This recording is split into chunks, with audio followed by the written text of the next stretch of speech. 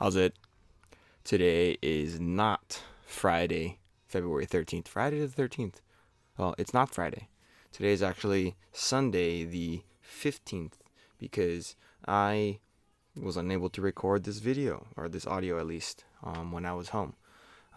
So I went home on Thursday, flew in, had like 2 hours of sleep. I decided to lift on Thursday because I felt like a bag of bricks and like I wanted to move around and make sure that my body was okay even though I was very stiff. And that was not planned. This Friday session was planned. I was only going to be home from Thursday to like Sunday morning, so very very short amount of time.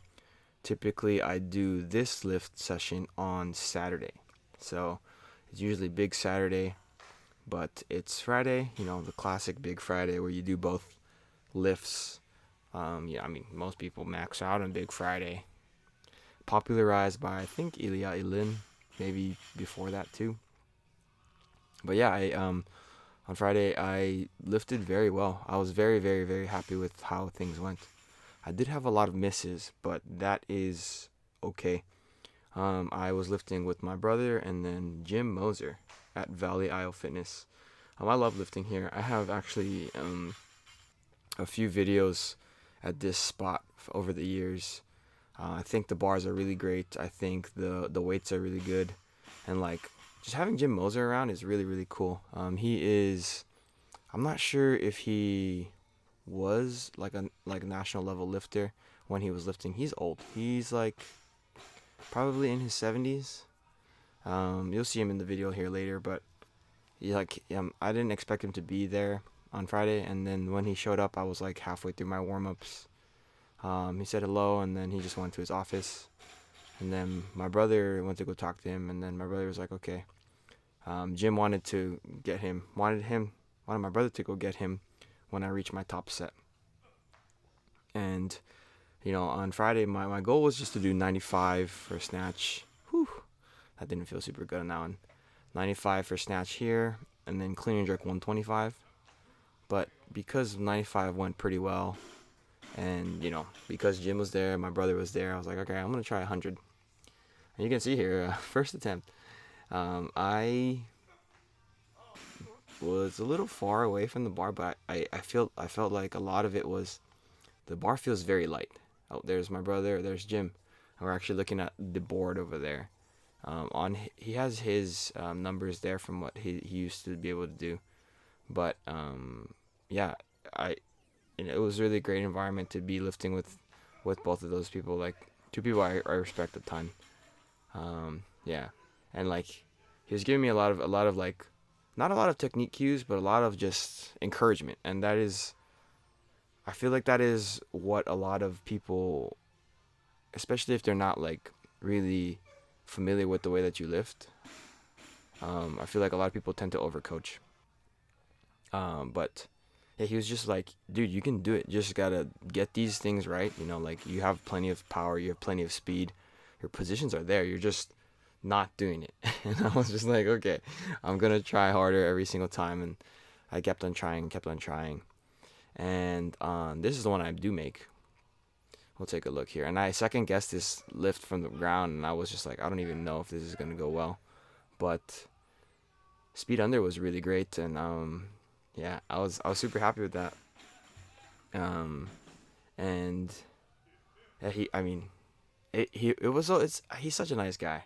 Like I'm very appreciative that I know him, and I can reach out to him as a resource and everything. But yeah, a little bit about who he is. I think he used to train at some point. He was training at the Olympic Training Center. I don't know, maybe in like the 80s. Um, I don't know how heavy he was, but I think his best like snatch was like 155 or 165.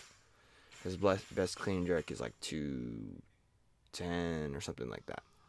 And yeah, having somebody with that level of amount of experience is just really, really cool to just be around, because not only are they someone who's got a ton of experience, but they're a person who's been there and done it. And just to have like a vote of confidence on like the way that my technique is and the way that the bar is moving and everything, it feels Like it really instills a sense of confidence in you, and it's part of the reason why I didn't want to like miss any of my lifts. And I feel like I always want to make all of my lifts, but like it felt like there was an extra sense of like pressure to do so. So here's 126. I actually went to 126. Originally I said like 95 and 125 was my goal. And I told him, like, he asked me, like, what am I trying to clean jerk? And I was like, 125. Because last week, that was kind of around that area where I felt like I was capable of. He was like, well, maybe you should just go for 126. And I was like, yeah, okay, I'll go to 126. And he's like, yeah, it'll be better than what you expected. And that is positive thing, right? And the 126 I felt like was a little bit more stable and sturdy than 120. Like my shoes weren't slipping. Like my foot slipped on one of these jerks, and it really made me very nervous. So I tried to wipe them over and over and over. But I got to 130 here, and the jerk was just a little bit forward, and a lot of it was like the amount of effort that I put into the clean. It just really took everything out of me. And at the time, like as I get to the top, I'm like, okay, well I'm here, so I have to try this jerk, and I'm always a lot better at the jerk. Like I'm 100% certain that I'm better at the jerk than I am at the clean. So if I can clean it, I can jerk it. But everything was just kind of going forward as it goes. And then before this attempt, Jim told me a story about how the Romanian weightlifting coach, when he was at the training center, was doing like a visit, and they were training together, and he told him that he would help him with his jerk, and then after a few days, nothing was said about his jerk until maybe like the fourth day, and he was saying, okay, you ready to fix your jerk? And then Jim was like, yeah, like I'm like, he's gonna suck up the information like a sponge. And the coach told him, yeah, just don't miss it.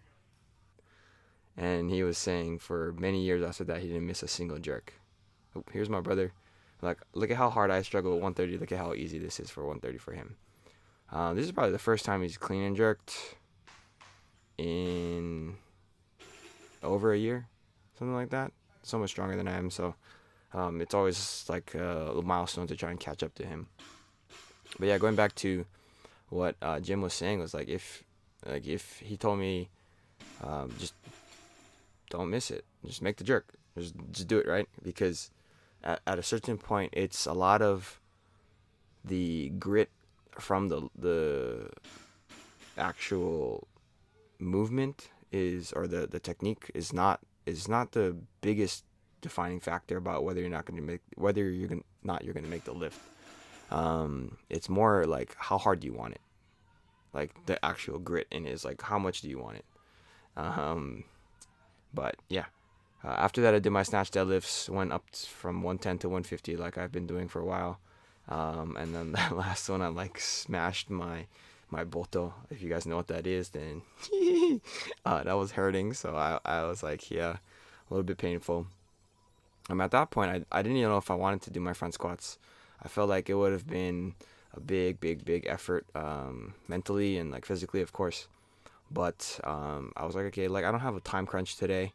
I'm probably not gonna lift until Monday, so I'll just do them, right? And so I went up to 140, and I didn't die, which is very good. And yeah. After that, I took a look at the snatch and clean and jerk board, and I'm on there, 100 and 130.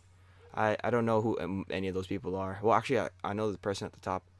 His name is Willie. That's Jim's son. So Jim right there, 155, and Jim, again, 205. 155 and 205 for his snatch and clean and jerk. Willie is his son, who's a few years younger than me, but a lot heavier than me. And so I'm pretty good with those numbers up there, and yeah, I'm happy that I had the training session that I did today. I felt very good, and just fun talking to Jim, of course, talking to my brother. Like I always love talking to my brother. So that's it for today. Not much else to say. Thank you for watching. Like, comment, and subscribe. Shoots.